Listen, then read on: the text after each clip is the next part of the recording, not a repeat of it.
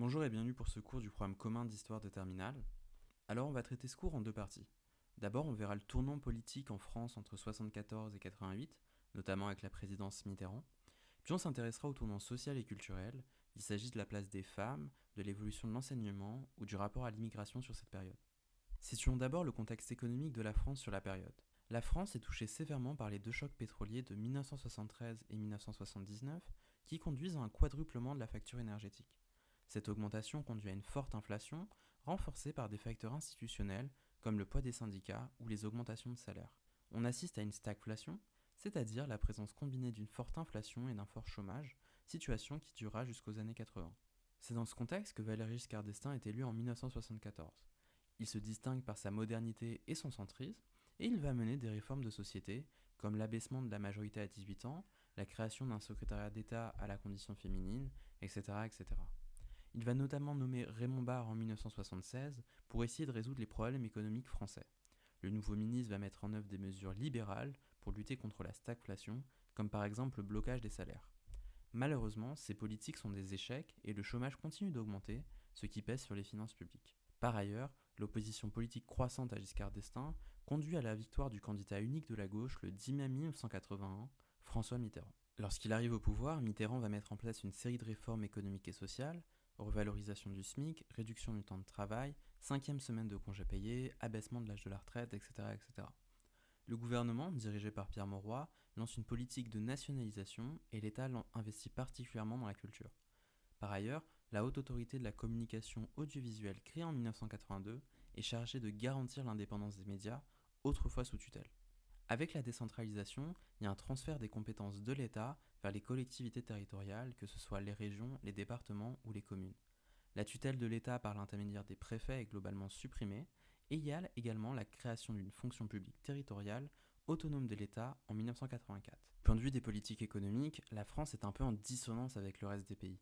Dans le monde anglo-saxon, les politiques de Reagan, président des États-Unis, et de Thatcher, première ministre britannique, ont une orientation ultralibérale qui vise à libéraliser complètement l'économie et la finance, tout en réduisant l'État à ses fonctions régaliennes. Et au vu de l'échec de la politique de relance française, notamment du point de vue du chômage, de l'inflation ou du déficit commercial, Pierre Mauroy va décréter une politique de rigueur à partir de 1983. De 1984 à 86, il y a une réduction importante de l'intervention de l'État, et à partir de 86, la victoire de la droite aux législatives conduit à nommer Jacques Chirac comme Premier ministre, et ce dernier va mener des politiques libérales, notamment privatiser de nombreuses entreprises. Même lorsque la gauche revient au pouvoir en 88, elle maintient les politiques libérales, notamment les privatisations. Même si ces politiques ont pu avoir un bénéfice à terme, notamment en matière d'attractivité du pays, en réalité, ni le modèle libéral ou keynésien ont pu réguler efficacement la situation économique sur cette période. Maintenant, analysons le tournant social. On assiste d'abord à une féminisation de l'activité économique, avec une plus grande représentation des femmes dans la vie professionnelle. À l'école, les filles réussissent mieux que les garçons. En 1964, le nombre de bachelières dépasse le nombre de bacheliers. Pour autant, les filles s'orientent moins vers les disciplines scientifiques qui sont plus valorisées. On observe aussi une féminisation de certains métiers, comme assistante maternelle, employée administrative, etc., etc. En 1983, la loi Roudy interdit toute forme de discrimination au travail entre les hommes et les femmes. Néanmoins, on observe toujours une inégalité salariale à poste et qualification égales entre les hommes et les femmes, même aujourd'hui. Dès l'après-guerre, il y a une reprise des mouvements féministes. Le livre Le deuxième sexe de Simone de Beauvoir conteste dès 1949 la place des femmes dans la société. Les revendications des femmes ne vont pas seulement se restreindre à l'égalité salariale. L'adultère cesse d'être vu comme une faute pénale à partir de 1975. Il y a une augmentation des divorces avec un mariage sur trois qui va terminer en divorce à partir de 85. Des slogans comme un bébé si je veux ou mon corps m'appartient montrent que les femmes ne souhaitent plus avoir un rôle restreint à la cellule familiale, et les lois de la République vont dans ce sens dans les années 60 et 70. La loi Neuwirth légalise la contraception en 67, la loi Veil en 75 autorise l'IVG, qui est remboursée par la sécurité sociale à partir de 82. Néanmoins, même si toutes les enquêtes montrent que les femmes ont gagné en autonomie, ce sont encore elles qui prennent massivement en charge les tâches ménagères au sein du foyer. Et le problème de la violence conjugale, pourtant puni par la loi, représente encore aujourd'hui un réel problème de société. Les femmes ont obtenu une amélioration de leurs conditions sans que les mentalités aient complètement changé. Concernant le système scolaire, on assiste davantage à une massification, c'est-à-dire une augmentation du nombre d'élèves scolarisés, qu'à une démocratisation, c'est-à-dire plus de chances d'accéder aux filières socialement valorisées. Le redoublement ou l'orientation vers des filières techniques maintient toujours une polarisation entre les élèves. Sous la présidence Mitterrand, le ministre de l'Éducation nationale Alain Savary va chercher à donner plus de pouvoir aux établissements. Cela va conduire par exemple à une réforme du collège instaurant le tutorat, qui consiste à suivre individuellement les élèves. En fait, parmi toutes les réformes d'Alain Savary, la plus critiquée était son projet de loi en 84 qui visait à coordonner l'enseignement public et privé. Ce projet suscite une forte indignation et a donné lieu à des manifestations de grande envergure, comme celle du 24 juin 1984.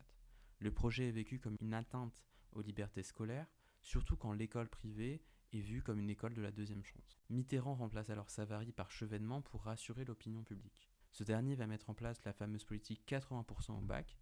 Il cherche à ce que d'ici l'an 2000, plus de 80% d'une classe d'âge accède au baccalauréat. Il craint une pénurie de diplômés sur le marché du travail, sans se douter de la future explosion du nombre de diplômés. Il crée également les baccalauréats professionnels pour proposer des formations plus proches de la réalité du monde du travail. S'agissant de l'immigration, la politique migratoire de Giscard d'Estaing cherche principalement à la réduire dans un contexte de crise économique. Le gouvernement Barre suspend pour 3 ans par décret le regroupement familial qui correspond au droit des immigrés à vivre en famille. Mais ce décret est annulé par le Conseil d'État qui va consacrer le droit au regroupement familial. Alors, on va privilégier d'autres politiques comme l'aide au retour, notamment en proposant une aide financière de 10 000 francs pour les immigrés retournant dans leur pays d'origine. Cette aide est appelée Million Stoleru en référence au ministre qui l'a établi. On pousse également les immigrés vers la sortie en suspendant les droits, comme par exemple en ne renouvelant pas les cartes de séjour.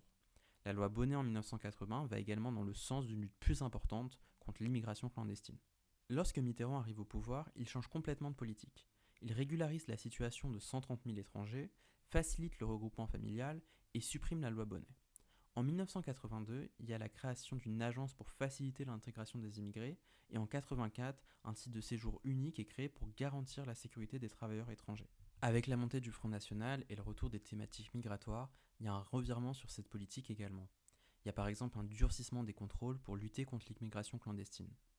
La question de l'intégration des immigrés maghrébins devient quand même un sujet de société et il y a une volonté plus importante de lutter contre le racisme dont sont victimes de nombreux étrangers. Des initiatives comme la Marche des Beurs en 1983 ou la création d'associations comme SOS Racisme vont dans le sens de cette lutte. Donc en fait, d'un point de vue politique et économique, ce qu'on peut voir, c'est qu'il y a eu un mouvement de libéralisation de l'économie, même sous Mitterrand, qui était un président de gauche. Et du point de vue social, ce qu'on voit, c'est qu'il y a eu des réformettes dans l'éducation nationale, mais pas véritablement de changements majeurs. Il y a eu une véritable évolution de la place des femmes dans la société pendant la période des années 70, de façon indéniable. Et il y a eu une tension sur la question de l'immigration, avec la volonté de restreindre l'immigration, et en même temps le fait de vouloir préserver le droit au regroupement familial. Donc voilà, j'espère que ce cours vous aura été utile, et n'hésitez pas à consulter notre chaîne YouTube ou le site de Wade pour plus de contenu, notamment pour préparer les IEP.